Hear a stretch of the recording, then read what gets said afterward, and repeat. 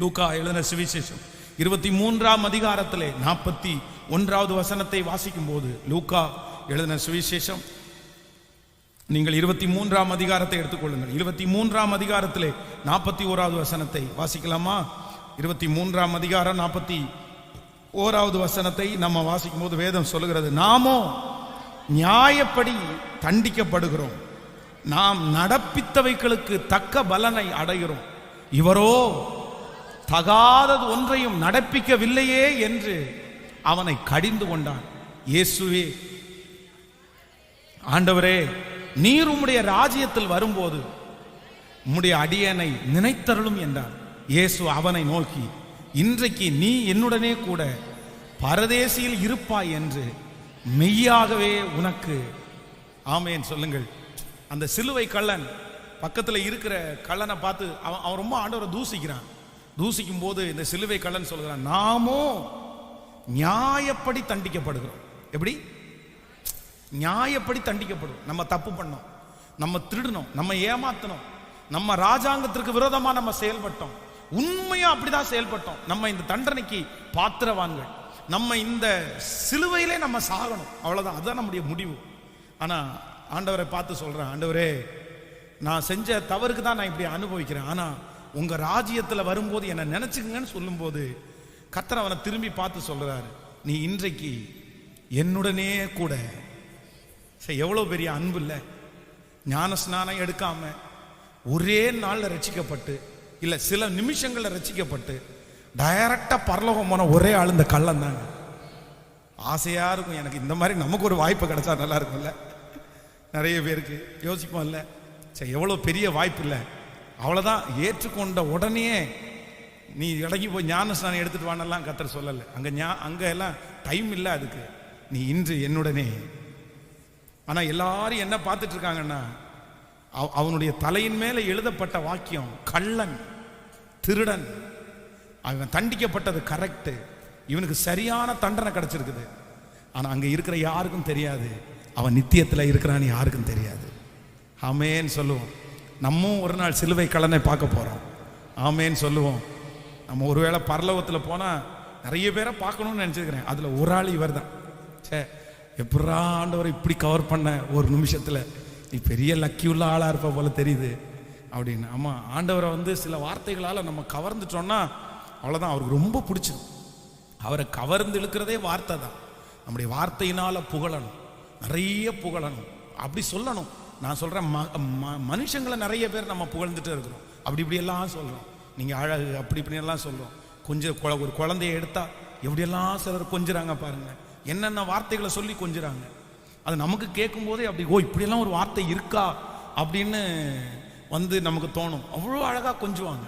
அப்ப நான் நம்புறேன், ஒரு மனுஷனை அல்ல, கர்த்தரை, அவர் அப்படி அப்படி அப்படி உரியவர் தான் அவர், அந்த புகழ்ச்சிக்குரியவர் தான் அவரை எப்படிப்பட்ட வார்த்தைனாலும் வர்ணிக்கலாம். அவர் வர்ணிக்க வர்ணிக்க நமக்கு வர்ணம் அப்படியே வந்துட்டே இருக்கும். அவ்வளவு உயர்ந்த தேவனை தான் நம்ம ஆராதிக்கிறோம். ஆமேன்னு சொல்லுங்கள். அப்போ ஆண்டவர் இன்றைக்கு நமக்கு இரண்டாவது ஒரு முடிவை கொடுக்கிறார். என்ன முடிவுனா, நமக்கு சாதகமான முடிவை கர்த்தர் தர்றாரு. ஹல்லேலூயா. முதல்ல ஆண்டவர் நமக்கு ஒரு முடிவை தந்தார். என்ன முடிவு அப்படின்னு சொன்னா, காரியம் மாறுதலாய் முடிந்தது. நமக்கு காரியத்தை மாறுதலாய் கர்த்தர் முடிய பண்ணுவார். இரண்டாவதாக கர்த்தர் நமக்கு ஒரு முடிவை தருவார். என்ன முடிவு அப்படின்னு சொன்னா, நமக்கு சாதகமான முடிவை கர்த்தர் நமக்கு தருவார். நம்பர் 3, மூன்றாவதாக 105வது சங்கீதத்தை நம்ம எடுத்துக்கொள்ளலாம். 105வது சங்கீதத்தை எடுத்துக்கொள்ளலாம். 105ஆம் சங்கீதம் 37வது வசனத்தை வாசிக்கலாமா?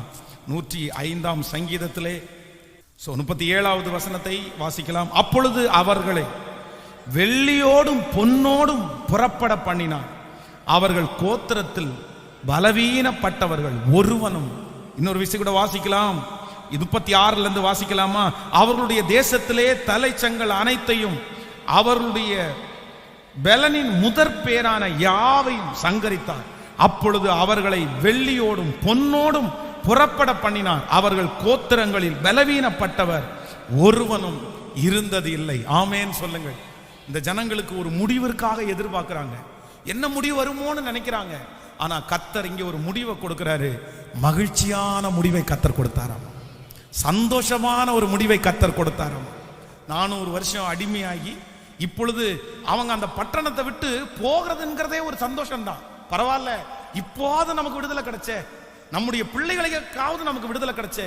இதுக்கு முன்னாடி இந்த சந்ததிக்கு விடுதலை கிடைக்கல, இல்ல நமக்காவது விடுதலை கிடைச்சு, நம்முடைய பிள்ளைகளுக்காவது விடுதலை கிடைச்சுன்னு ஒரு சின்ன சந்தோஷத்துல வெளியே போறாங்க.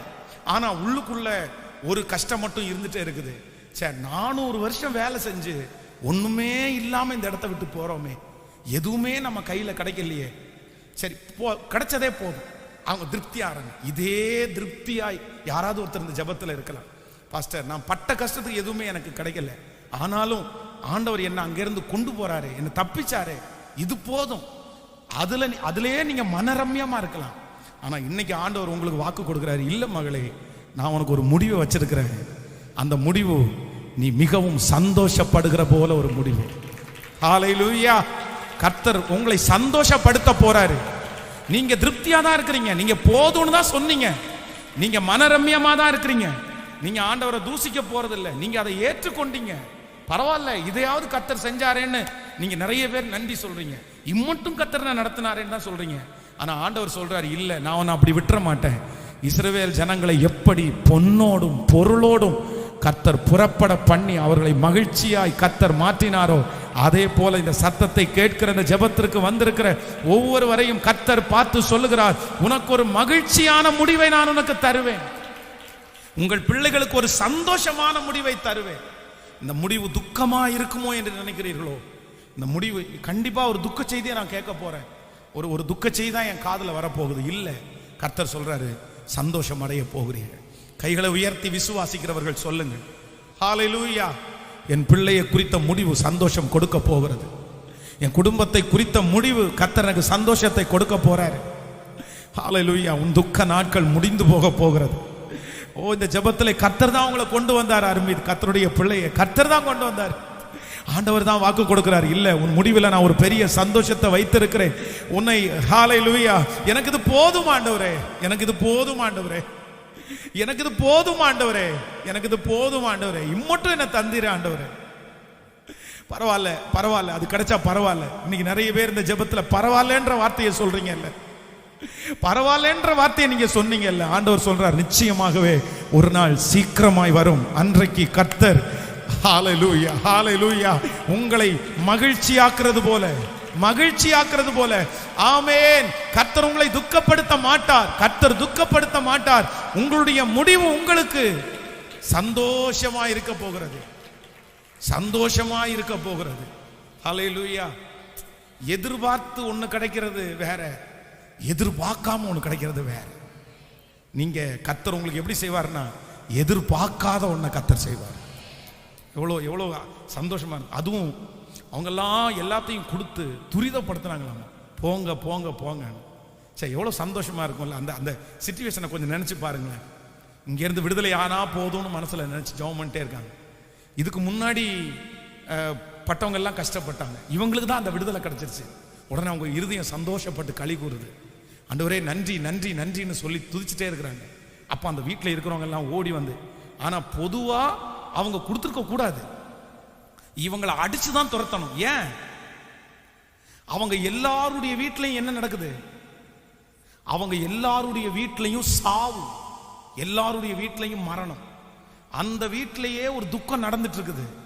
இவங்க போய் கேட்டாங்கன்னா அவ்வளவுதான், மிதிச்சே வெளியே தள்ளுவாங்க, போடா வெளியே, எங்க வீட்டில் இவ்வளோ பெரிய பிரச்சனை நடந்துட்டு இருக்குது, எல்லாத்துக்கும் காரணமே நீ தான், போனா போ, துரத்து, அடிச்சு துரத்திருப்பாங்க.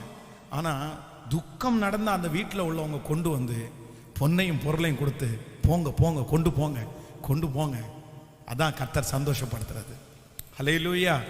ஆண்டவர் இன்னைக்கு 3 வார்த்தையை பேசுறாரு. ஒன்று சொல்லுங்க பார்க்கலாம். ஆண்டவர் உங்களுக்கு ஒரு முடிவை தரப்போறாரு. என்ன முடிவுன்னா, காரியம் மாறுதலாய் முடிய போகிறது. நம்பர் 2, ரெண்டாவது கர்த்தர் ஒரு முடிவை தரப்போறாரு, சாதகமான முடிவை கர்த்தர் செய்ய போறாரு. நம்பர் 3, மூன்றாவதாக கர்த்தர் ஒரு முடிவை தரும், மகிழ்ச்சியான முடிவை தரப்போறாரு. அதைத்தான் கர்த்தர் சொல்றாரு, நீங்கள் எதிர்பார்த்துட்டு இருக்கும் முடிவை உனக்கு நான் தருவேன். ஹல்லேலூயா. உங்க மனசு ஒருவேளை இது என்னமாய் முடியுமோ, இது என்னமாய் முடியுமோ. மரியாளை பார்த்து அந்த தேவதூதன் வாழ்த்தும் போது மரியாள் அப்படிதான் சொல்றாங்க, இந்த வாழ்த்துதல் சொல்லுங்களேன், இந்த வாழ்த்துதல் என்னமாய் முடியுமோ? இதே சிச்சுவேஷன்ல யாராவது இருக்கலாம், இது என்னமாய் முடியுமோ? ஆண்டவர் சொல்றார், இது நன்மையாய்த்தான் முடியும். ஹல்லேலூயா.